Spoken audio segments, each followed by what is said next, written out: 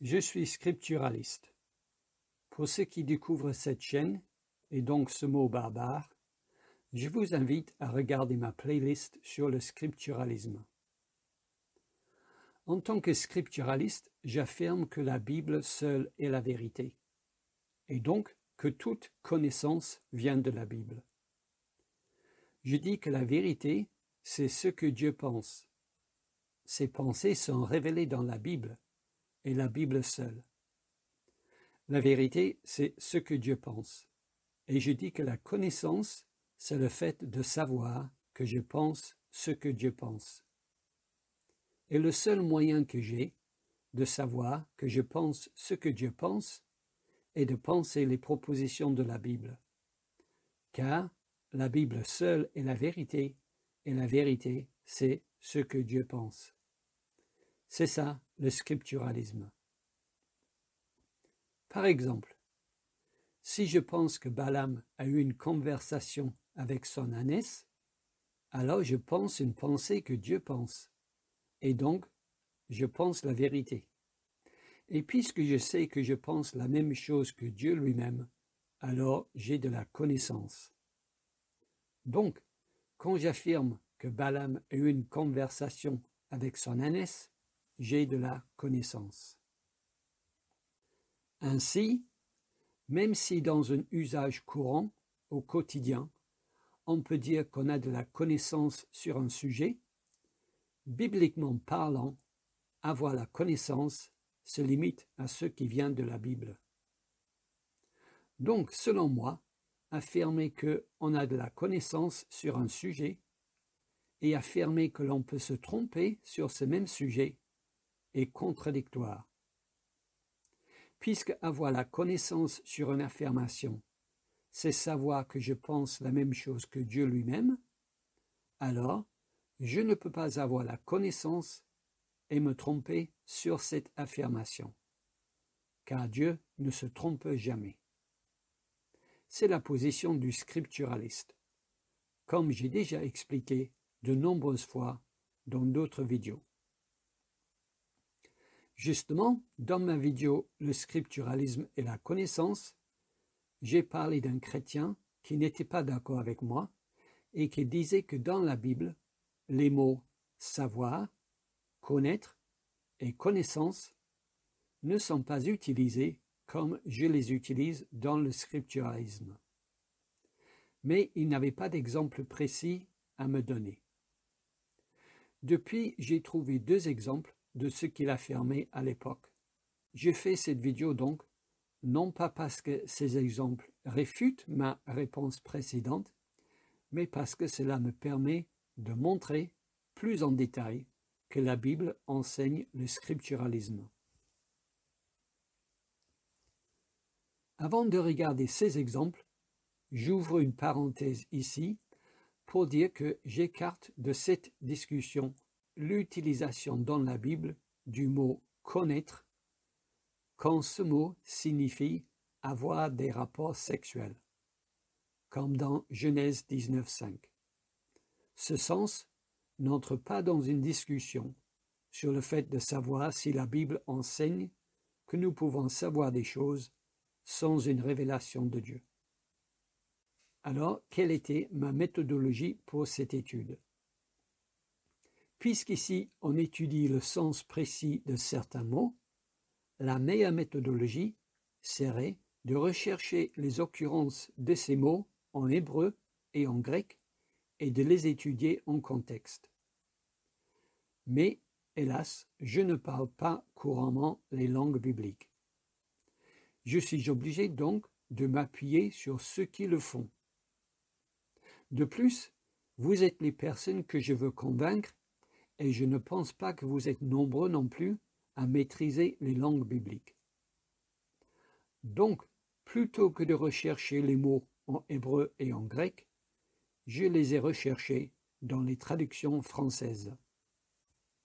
Par exemple, j'ai étudié les utilisations du mot « connaissance » dans un moteur de recherche de la Bible, dans différentes versions françaises, pour pouvoir comparer son utilisation, l'utilisation du mot connaissance dans la Bible, avec mon utilisation de ce mot dans le scripturalisme. Par contre, pour être sûr de ne pas fonder une argumentation sur un mot qui, dans le texte d'origine, ne signifie pas connaissance, j'ai vérifié à chaque fois son sens dans les lexiques bibliques, notamment dans Strong. Dans l'Ancien Testament, les mots traduits par connaissance, savoir et connaître, dans les traductions françaises, sont les mots hébreux yada, le verbe, et da'at, le nom. Dans le Nouveau Testament, les mots traduits connaissance, savoir et connaître dans les Bibles françaises sont les noms grecs gnosis et épignosis et le verbe eido. Une dernière clarification pour que vous ne croyiez pas que je navigue entre les versions françaises à ma guise pour prouver ma position. Normalement, je cite la version seconde 1910, mais dans cette étude, je vais aussi citer la version seconde 21 pour la simple raison que parfois la version seconde 1910 traduit les mots d'origine par science plutôt que par connaissance. Et aujourd'hui, le mot science a d'autres connotations. Donc, le premier exemple. La Bible dit qu'il y a des gens qui savent des choses sans la Bible. En effet, ayant étudié la question, je suis obligé de reconnaître que la Bible utilise les mots savoir, connaître et connaissance pour parler d'une information qui ne vient ni de la Bible ni par révélation de Dieu. Bref, la Bible utilise ces mots comme nous les utilisons tous les jours.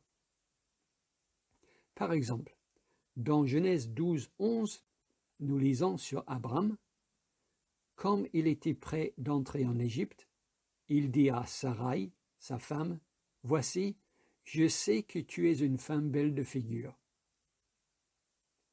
En effet, le mot hébreu ici est yada, et c'est le numéro 3045 chez Strong. Dans ce verset donc, Abraham dit qu'il sait que sa femme est belle. Cette information ne lui vient pas d'une révélation de Dieu, mais tout simplement parce qu'Abraham a des yeux. Donc, selon la Bible, Abraham croit avoir cette connaissance grâce à ses sens, à ses yeux. Et la Bible ne le corrige pas. De même, dans Esther 2, 22, nous lisons « Mardochée eut connaissance de la chose et en informa la reine Esther, qui la redit au roi de la part de Mardochée. » Et en effet, le mot hébreu est encore yada. Il est très probable que Mardochée a eu connaissance du complot contre le roi, non pas par révélation de Dieu, mais du bouche à l'oreille, donc par ses sens. Bref, dans ces versets, la Bible n'utilise pas les mots savoir et connaissance comme je les utilise en tant que scripturaliste. Est-ce que ceci refute-t-il donc le scripturalisme? Non, je ne le crois pas. Ma première remarque est de dire que la Bible est une petite bibliothèque de différents livres, de différents genres littéraires. Une narration n'est pas la même chose qu'un enseignement. Nous ne devons pas les comprendre de la même façon. Dans une narration, dans un récit biblique, il peut y avoir des paroles fausses qui sont rapportées. Il peut y avoir des observations erronées qui sont rapportées.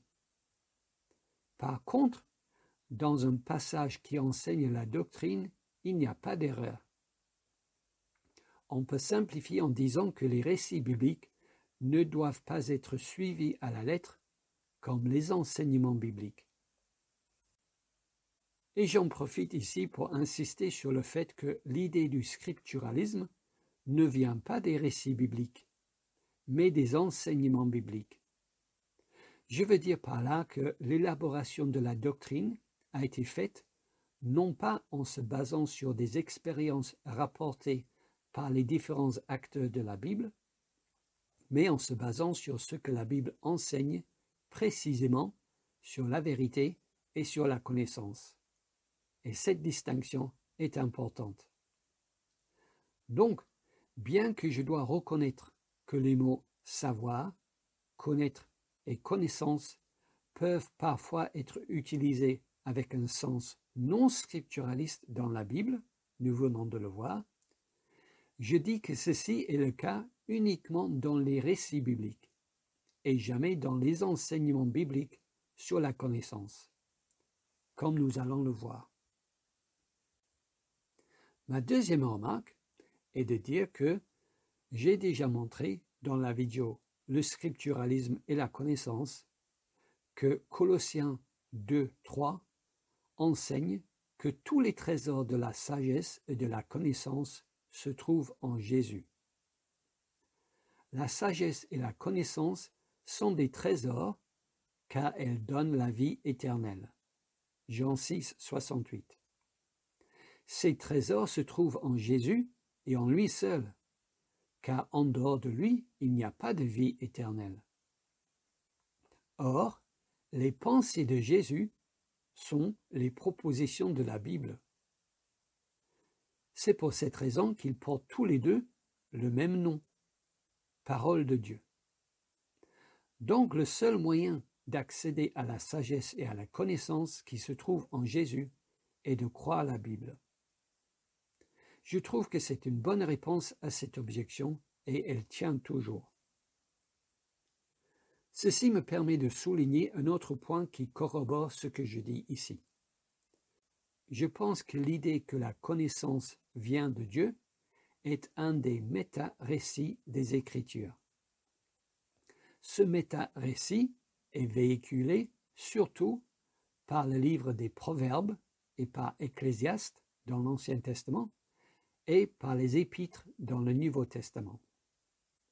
La Bible enseigne cette idée positivement et négativement, c'est-à-dire qu'elle élève constamment la connaissance qui vient de Dieu. Tu possèdes dans la loi l'expression de la connaissance et de la vérité, Romains 2, chapitre 20. Ta parole est une lampe à mes pieds et une lumière sur mon sentier, Psaume 119, 105. Elle élève donc constamment la connaissance qui vient de Dieu et elle abaisse constamment la connaissance qui vient de l'homme. Les proverbes à ce sujet sont légion. Celui qui a confiance dans son propre cœur est un insensé, mais celui qui marche dans la sagesse sera sauvé. Proverbe 28, 26. Et ici, marcher dans la sagesse, c'est le contraire de suivre son propre cœur. C'est la raison d'être du livre d'Ecclésiaste. Ecclésiaste 1, 18, Salomon dit « Avec beaucoup de sagesse, on a beaucoup de chagrin, et celui qui augmente sa connaissance augmente sa souffrance. » On retrouve la même idée dans Psaume 92, 6 et 7. « Que tes œuvres sont grandes, Éternel, que tes pensées sont profondes. L'idiot n'y connaît rien, l'homme stupide n'y comprend rien. » Et cette idée est véhiculée aussi dans les Épîtres. Que Dieu soit reconnu pour vrai et tout homme pour menteur. Romains 3, 4.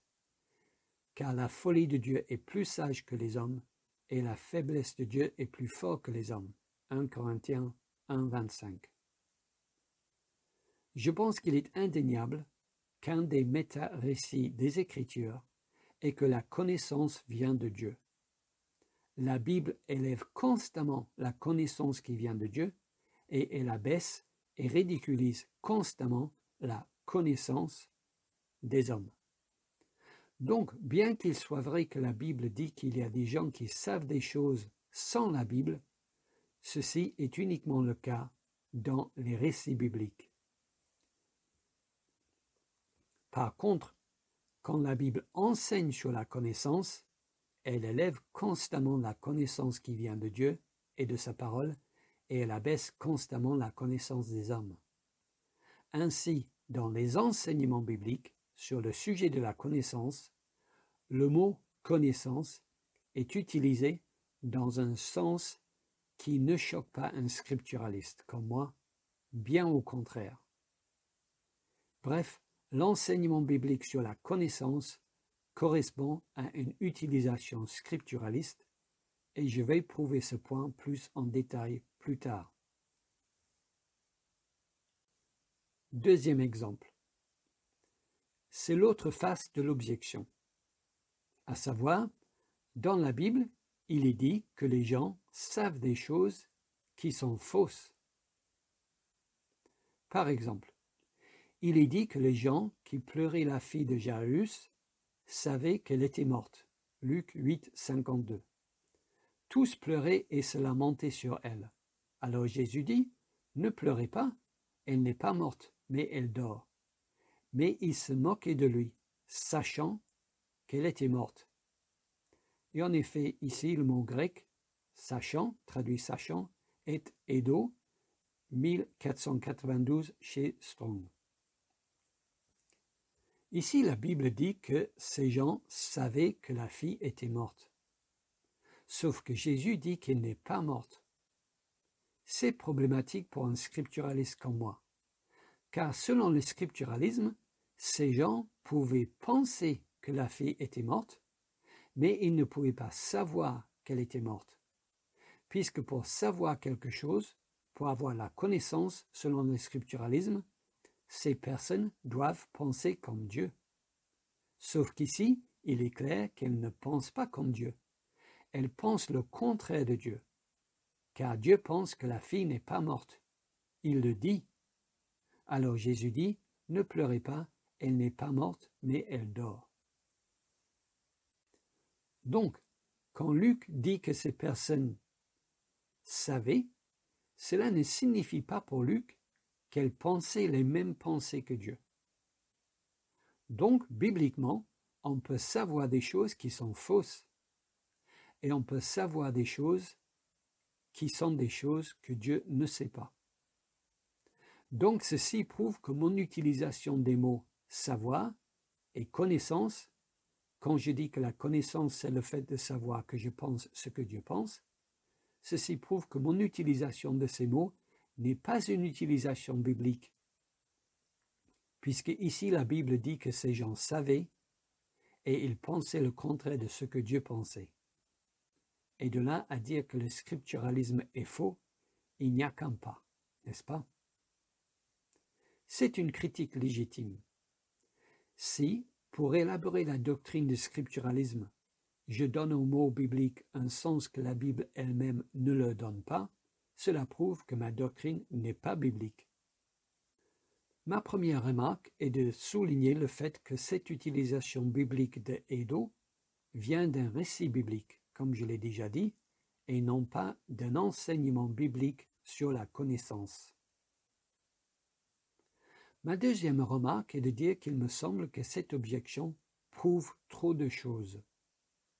Car, si on applique ce raisonnement à un autre mot important dans la Bible, cela risque de détruire des doctrines fondamentales de la foi.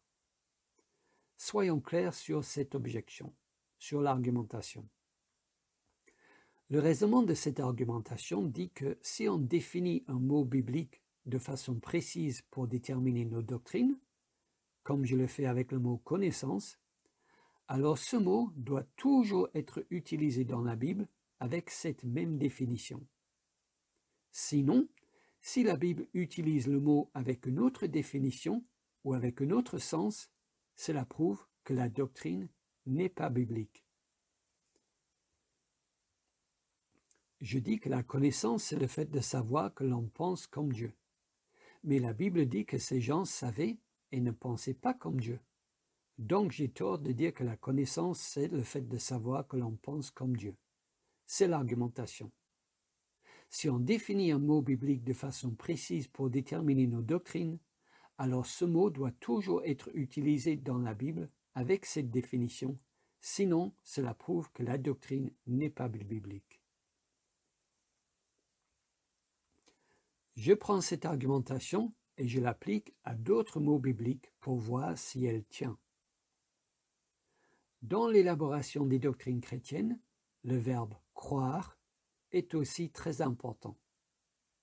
Plus important que le mot « connaissance », il me semble, car c'est le fait de croire l'Évangile qui nous justifie devant Dieu et donc qui nous sauve de l'enfer. Le verbe « croire » concerne la doctrine de la justification par la foi seule. C'est la doctrine de sola fide, rien que cela. Et nous trouvons ce mot important dans des versets importants comme Jean 3,16. Car Dieu a tant aimé le monde qu'il a donné son Fils unique, afin que quiconque croit en lui ne périsse point, mais qu'il ait la vie éternelle. Acte 16, 31. Crois au Seigneur Jésus et tu seras sauvé, toi et ta famille. Romains 10, 9. Si tu confesses de ta bouche le Seigneur Jésus, et si tu crois dans ton cœur que Dieu l'a ressuscité des morts, tu seras sauvé. Donc, si la Bible dit d'une personne qu'elle croit, selon la doctrine de sola fide, et selon l'argumentation de ce chrétien, cette personne est justifiée devant Dieu et ne peut périr. C'est son argumentation. Si la Bible dit d'une personne qu'elle croit, selon la doctrine de sola fide, et selon l'argumentation de ce chrétien qui dit qu'un mot qui est défini dans nos doctrines doit avoir le même sens partout dans la Bible, selon cette argumentation, chaque fois que la Bible dit d'une personne qu'elle croit, alors cette personne est justifiée devant Dieu et ne peut périr. Sauf que la Bible ne respecte pas toujours cette définition précise dans ses narrations. Car nous lisons dans Actes 8, 13, en parlant de Simon, Simon lui-même crut. Mais nous lisons au verset 20, mais Pierre lui dit, que ton argent périsse avec toi, puisque tu as cru que le don de Dieu s'acquérait à prix d'argent. Il n'y a pour toi ni pain ni lot dans cette affaire, car ton cœur n'est pas droit devant Dieu.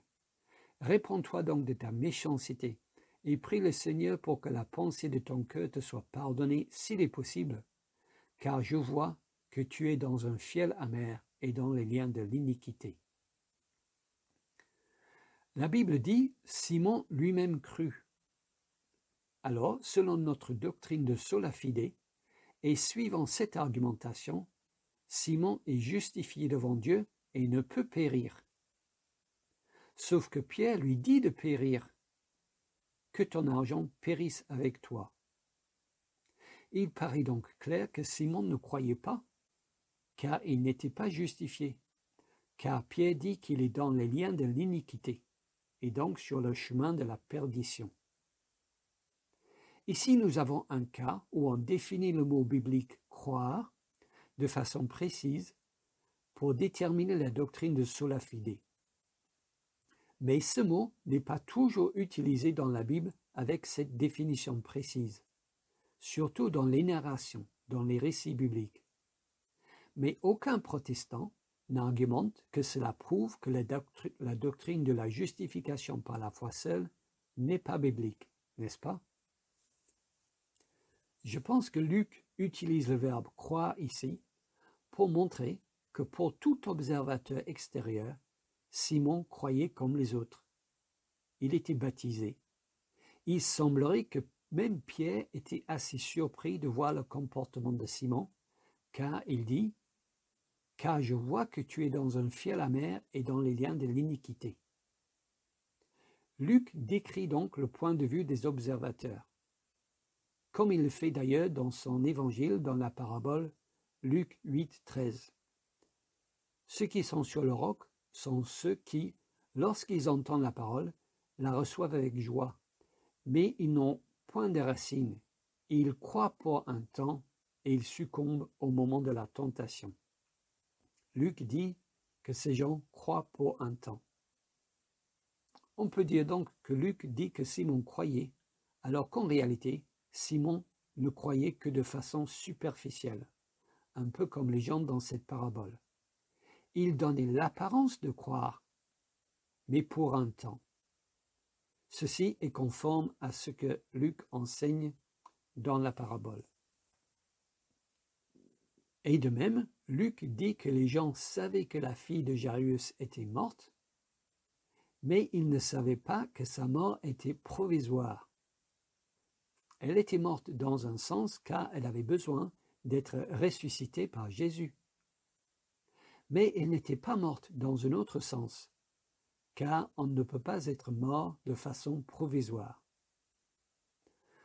Donc, puisque les chrétiens n'ont pas abandonné la doctrine de la justification par la foi seule, malgré le fait que la Bible n'utilise pas toujours le mot « croire » avec le même sens précis que nous l'utilisons dans la doctrine de justification par la foi seule, je ne pense pas que l'on puisse me reprocher le sens que je donne au mot « connaissance » dans la doctrine du scripturalisme.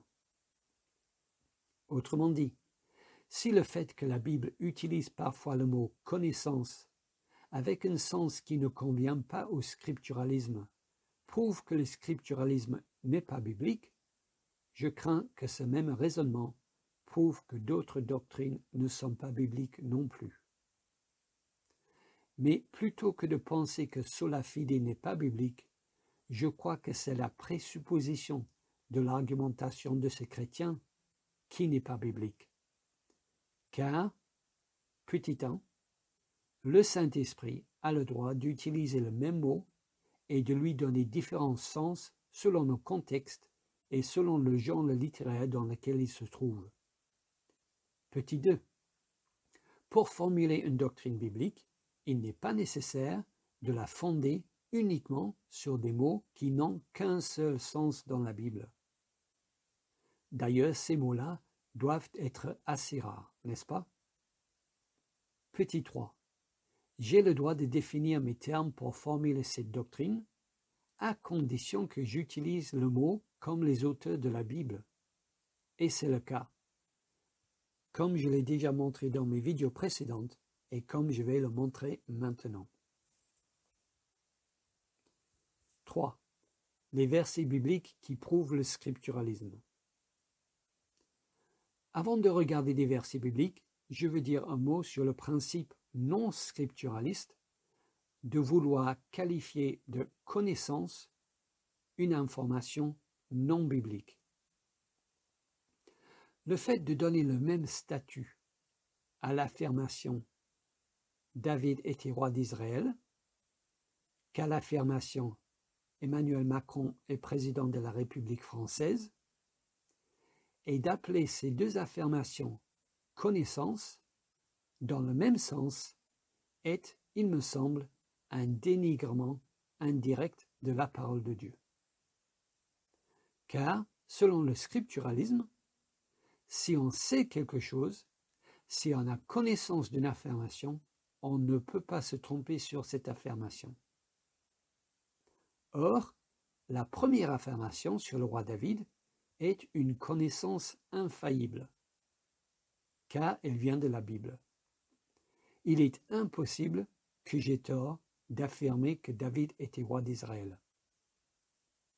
Je ne découvrirai jamais, ni dans cette vie, ni dans l'au-delà, que cette affirmation était erronée. Mais l'autre affirmation sur Emmanuel Macron n'est pas une connaissance infaillible. Il est possible que j'aie tort de l'affirmer. À moins qu'il y ait un chrétien ici qui veuille argumenter que son expérience est aussi infaillible qu'une parole de Dieu. Et je crois que le fait de masquer cette différence entre notre expérience, même collective, et la connaissance infinie de Dieu est un affront à Dieu et à sa parole.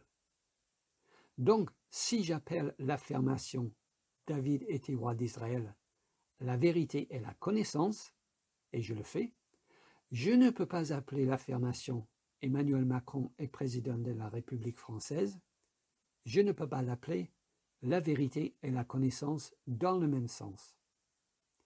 Je dois soit utiliser un autre mot que connaissance, et dans d'autres vidéos j'ai opté pour le mot opinion, soit qualifier mon utilisation du mot connaissance en disant quelque chose comme « Cette affirmation est une connaissance que j'ai, mais je peux me tromper ». Ce qui vide le mot connaissance de tout son sens, il me semble. C'est pour ça que j'argumente pour le choix du mot opinion. Tout cela étant dit, je crois en effet que j'utilise les mots connaître, connaissance et savoir comme les auteurs de la Bible. Je crois que beaucoup de passages bibliques présupposent le sens que je donne à ces mots, mais certains passages sont plus explicites et c'est cela que nous allons regarder. Soyons clairs sur ce que je veux prouver dans les versets suivants. Je veux prouver qu'avoir la connaissance, c'est le fait de savoir que je pense ce que Dieu pense. Avoir la connaissance, c'est le fait pour moi de savoir que je pense ce que Dieu pense. Or, Dieu pense les propositions de la Bible. Donc, si je prouve que selon la Bible, avoir la connaissance, c'est penser les propositions de la Bible, alors j'ai prouvé que mon utilisation du mot connaissance est biblique. Voilà ce que je vous montrerai dans les versets qui suivent. Et si je le fais, je prouve que le scripturalisme est biblique. Avoir la connaissance, c'est penser les propositions de la Bible. Car quand je pense les propositions de la Bible, je pense ce que Dieu pense, et donc je pense la vérité. Gardez cela bien à l'esprit. Avoir la connaissance, c'est croire, obéir à, suivre, et tous ces synonymes, les propositions de la Bible. Donc, avoir la connaissance, c'est penser les propositions de la Bible. Néhémie 10, 28. Le reste du peuple, les sacrificateurs, les lévites, les portiers, les chantres, les Néthiniens, et tous ceux qui s'étaient séparés des peuples étrangers pour suivre la loi de Dieu, leurs femmes, leurs fils et leurs filles, tous ceux qui étaient capables de connaissance et d'intelligence. Ici, le mot traduit connaissance est le verbe yada, nous l'avons déjà vu, c'est le 3045 chez Strong. Dans ce verset, il est clair que pour être capable de connaissance, il faut suivre la loi. Pour être capable de connaissance, il faut suivre la loi. Avoir la connaissance, c'est donc connaître et obéir à la Torah dans le contexte. Donc, selon ce verset, avoir la connaissance, c'est le fait de penser les propositions de la Bible. Psaume 19, 66, second 21. Enseigne-moi le bon sens et la connaissance, car je crois à tes commandements. Ici, le mot traduit connaissance est le nom date, qui vient du verbe yada, c'est le 1847 chez Strong. Dans ce verset aussi, il est clair qu'avoir la connaissance, c'est croire les commandements de Dieu. Donc, selon ce verset, avoir la connaissance, c'est le fait de penser les propositions de la Bible. Psaume 94, 10 à 12, second 21. Celui qui corrige les nations ne punirait-il pas lui qui enseigne à l'homme la connaissance?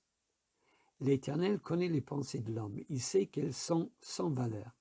Heureux l'homme que tu corriges, Éternel, et que tu enseignes par ta loi.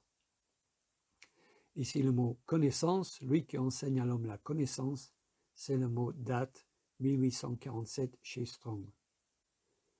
Dans ce verset, la connaissance vient de Dieu, car lui-même connaît toutes choses. Et le contexte montre que la connaissance que Dieu donne, c'est sa loi. Il y a aussi un contraste avec les pensées de l'homme qui sont sans valeur, donc clairement pas une source de connaissance. Les hommes par eux-mêmes ne peuvent pas arriver à la connaissance, car leurs pensées ne valent rien. Ceci me fait penser au passage dans Jonas, où Dieu donne son avis sur les gens qui sont dans Ninive et qui sont sans sa parole. Jonas 4:11. Ninive, la grande ville, dans laquelle se trouvent plus de 120 000 hommes qui ne savent pas distinguer leur droite de leur gauche. Voilà ce que Dieu pense des hommes qui n'ont pas sa parole. Encore une fois, nous voyons que la Bible élève la connaissance qui vient de Dieu et ridiculise la connaissance des hommes. On peut donc dire que ce psaume enseigne que la connaissance vient de Dieu, précisément de sa loi et d'elle seule. Donc, selon ce verset, avoir la connaissance, c'est le fait de penser les propositions de la Bible. Proverbe 1:7, second 21. La connaissance commence par la crainte de l'Éternel. Il faut être fou pour mépriser la sagesse et l'instruction. Ici, encore une fois, le mot traduit connaissance, c'est le mot hébreu date, 1847 chez Strong. Selon ce verset, si on veut de la connaissance, il faut commencer par craindre Dieu. Pourquoi? Parce que craindre Dieu, c'est croire qu'il existe et c'est vouloir lui obéir. Obéir à Dieu, dans le contexte, c'est connaître sa loi et la suivre. Voilà ce qu'il faut faire pour commencer à avoir de la connaissance. Connaître et suivre la Torah. Donc, selon ce verset, avoir la connaissance, c'est le fait de penser les propositions de la Bible. Proverbe 2:6. Car l'Éternel donne la sagesse. De sa bouche sortent la connaissance et l'intelligence. Ici, le mot traduit connaissance, c'est le mot date. Ce verset associe sagesse, connaissance et intelligence, et toutes ces bénédictions viennent de Dieu quand il parle. Et le contexte montre que l'auteur pense à la Torah quand il dit que Dieu parle. Verset 1 parle des préceptes ou des commandements de Dieu. Donc, quand Dieu parle dans la Torah, il donne de la connaissance à celui qui l'écoute. Donc, selon ce passage, avoir la connaissance, c'est lire et croire la Torah.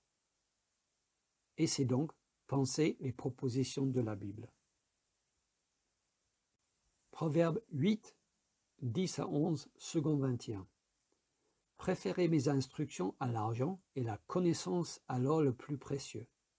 En effet, la sagesse vaut mieux que les perles, elle a plus de valeur que tout ce qu'on pourrait désirer. Ici, le mot traduit connaissance, c'est encore le mot date. Ici, c'est la sagesse qui parle dans ce verset. Elle sous-entend que la connaissance, c'est comme l'instruction de Dieu, donc de sa loi. Il faut préférer la connaissance à l'or le plus précieux. Pourquoi? Parce que, contrairement à l'or, la connaissance donne la vie éternelle.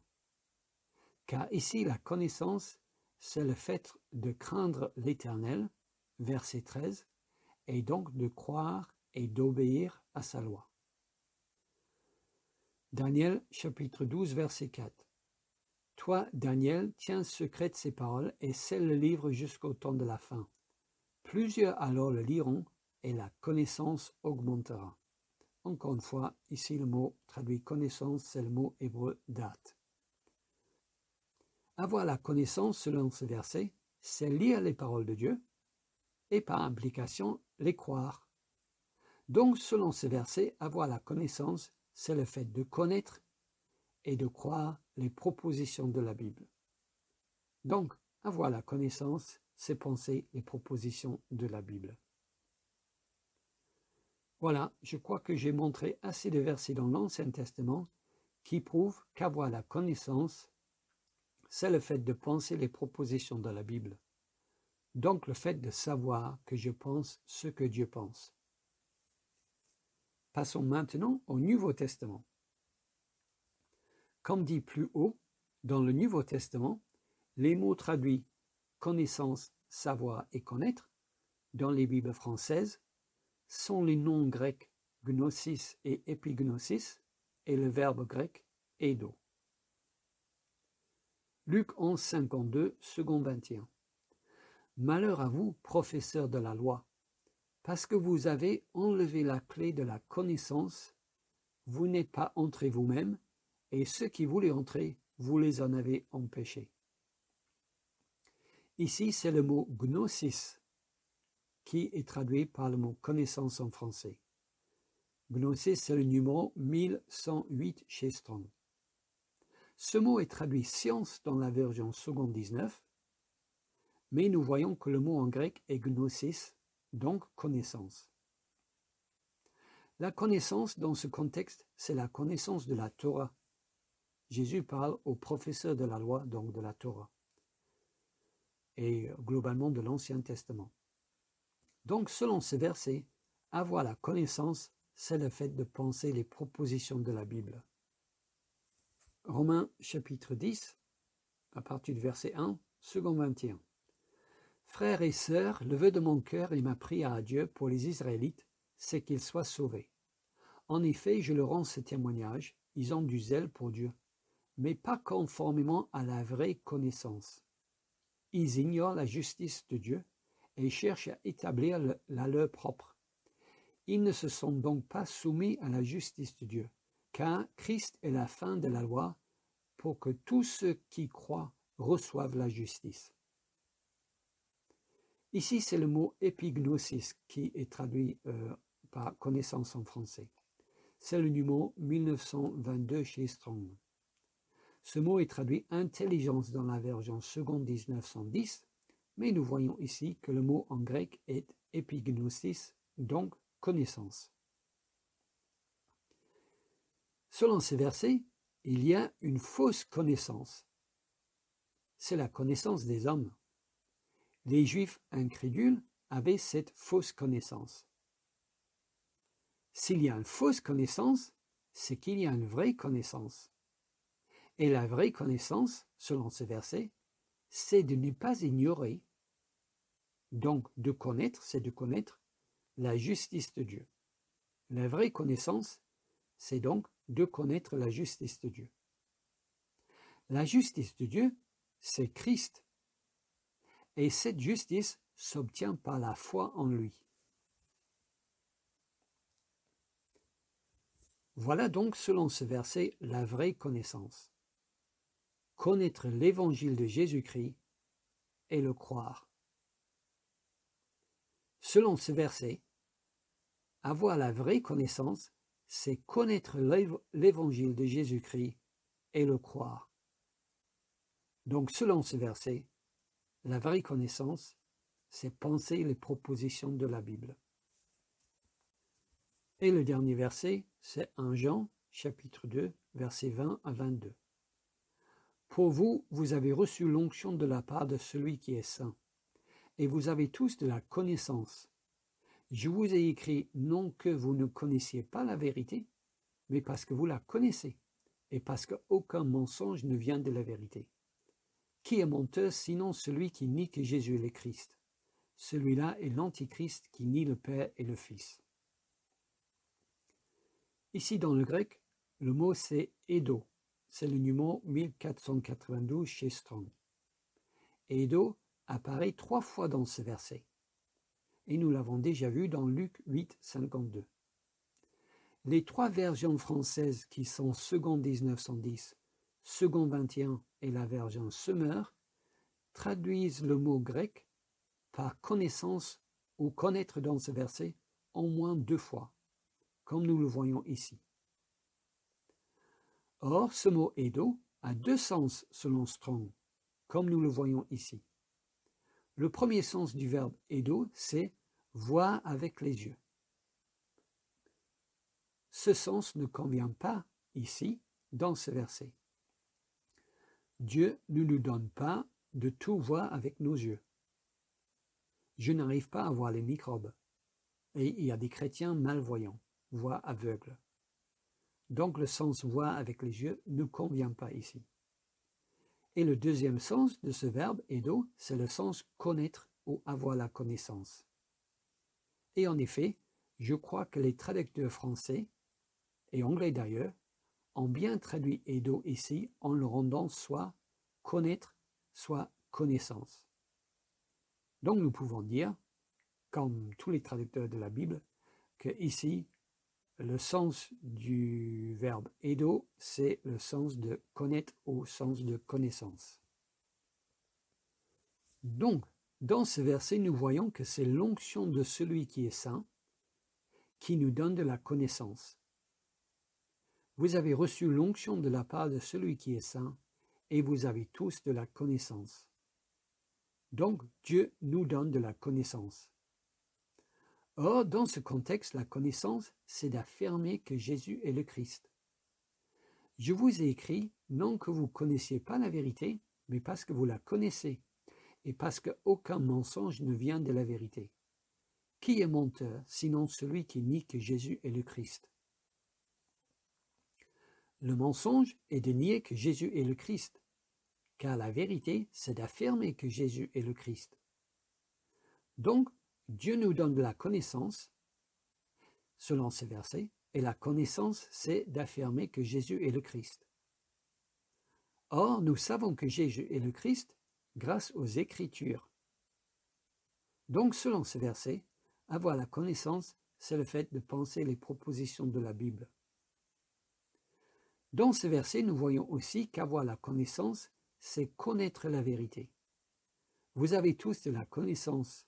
Je vous ai écrit, non que vous ne connaissiez pas la vérité, mais parce que vous la connaissez. Avoir la connaissance, c'est connaître la vérité. Or, dans ce contexte, la vérité, c'est la proposition Jésus est le Christ, comme déjà dit. De plus, dans ce verset, nous voyons aussi qu'il n'y a pas de mensonge dans la vérité. Aucun mensonge ne vient de la vérité. Donc, si nous mettons tout ça ensemble, nous pouvons dire que connaître la vérité que Jésus est le Christ, c'est savoir qu'il n'y a pas de mensonge dans l'affirmation Jésus est le Christ. Bref, c'est le fait de savoir qu'il est impossible que l'affirmation Jésus est le Christ soit fausse. Il est impossible que je me trompe sur cette affirmation, car si je me trompe, alors Dieu se trompe. Donc avoir la connaissance ici, c'est avoir une connaissance infaillible. Voilà l'idée du scripturalisme dans ce verset. Avoir la connaissance, c'est connaître la vérité. C'est écrit. Vous avez tous de la connaissance. Je vous ai écrit, non que vous ne connaissez pas la vérité, mais parce que vous la connaissez. Donc avoir la connaissance, c'est connaître la vérité. Et la vérité, dans le contexte de ce verset, c'est que Jésus est le Christ. Donc, quand je pense cette vérité, alors j'ai cette connaissance. Et il est impossible que je me trompe sur cette connaissance, car il n'y a pas de mensonge dans la vérité. Donc, nous pouvons déduire à partir de ce passage qu'il est biblique de dire comme moi que avoir la connaissance, c'est savoir que je pense ce que Dieu pense. Donc, pour résumer, Dieu me fait penser l'affirmation que Jésus est le Christ, car Dieu la pense. Car cette pensée vient de lui et il n'est pas un menteur. Puisque cette pensée est la vérité, il n'y a pas de mensonge dans cette pensée.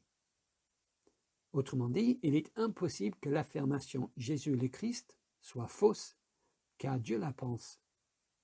Cette pensée est la vérité, et donc quand je pense cette pensée, j'ai de la connaissance. Car, comme nous l'avons déjà vu, avoir la connaissance, c'est connaître la vérité.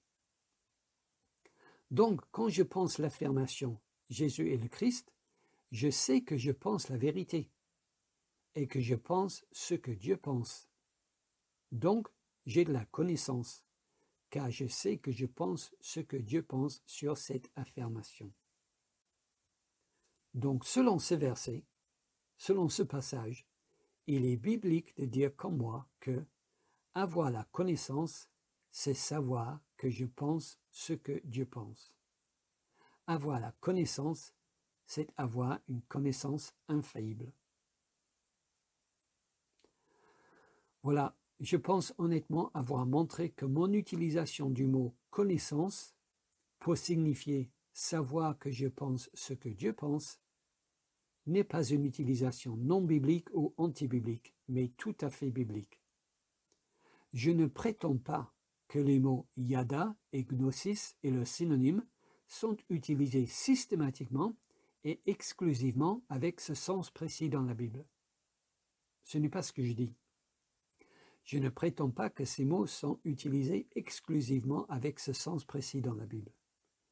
Mais je crois avoir montré qu'ils sont clairement utilisés avec ce sens précis de nombreuses fois dans la Bible, quand ce sens n'est pas présupposé par la Bible, et utilisés de nombreuses fois dans la Bible, notamment dans les passages où la Bible enseigne sur le sujet de la vérité et de la connaissance. Ça, c'est essentiel. Ces mots ont ce sens, le sens scripturaliste dans la Bible, justement, dans les passages où la Bible enseigne sur le sujet de la vérité et de la connaissance. La vérité, c'est ce que Dieu pense, et la connaissance, c'est le fait, pour moi, de savoir que je pense ce que Dieu pense.